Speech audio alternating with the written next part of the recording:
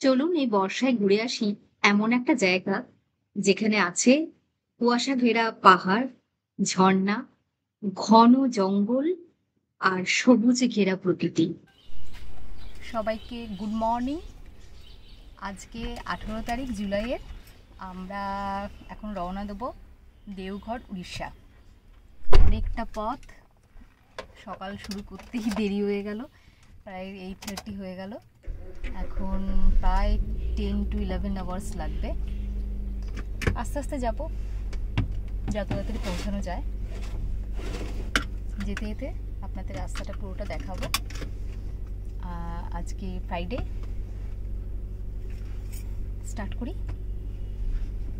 মোটামুটি 4 ঘন্টা ড্রাইভের পরে আমরা উড়িষ্যা ঢুকলাম।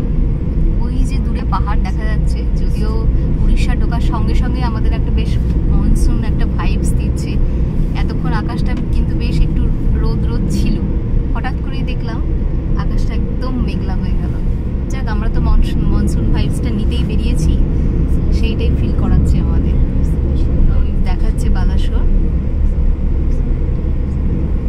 এতক্ষণ মোটামুটি 4 ঘন্টা কোনো ব্রেক নেওয়া হয়নি। এখন আমরা একটা টি ব্রেক নেবো, তো সেটাই খুঁজছি কোথায় একটা ভালো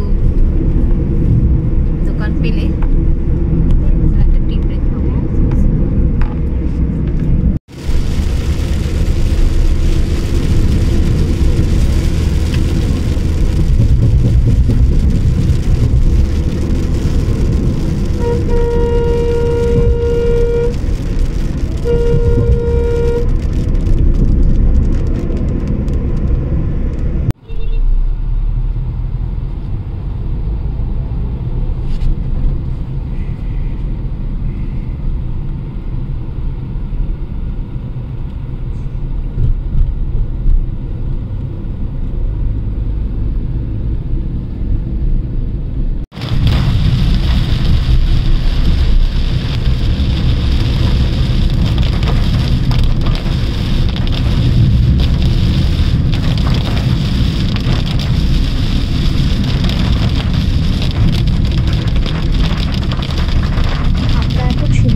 পাহাড়ে বৃষ্টির সঙ্গে সঙ্গে আমরাও এগিয়ে চলেছি।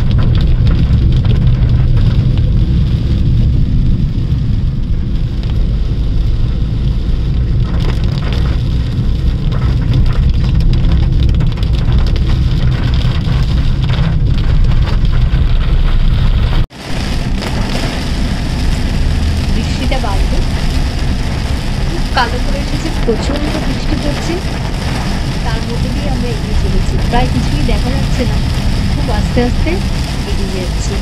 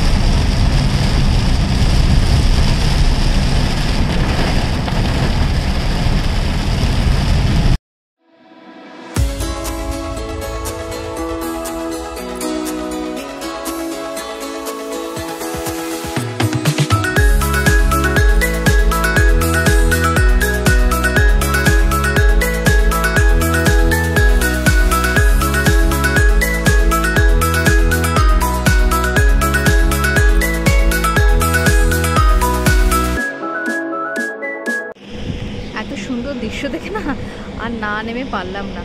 কি সুন্দর লাগছে, চারদিকে পাহাড়, আর ওই যে মেঘগুলো নিচে নেমে এসেছে। দারুণ লাগছে, দারুণ। মণিপুরের পর এটা আমাদের প্রায় 2.5 মাস হয়ে গেল। সত্যি দারুণ লাগছে। একটু আগেই বৃষ্টিটা হয়ে গেছে, তো চারদিকটা সবুজ।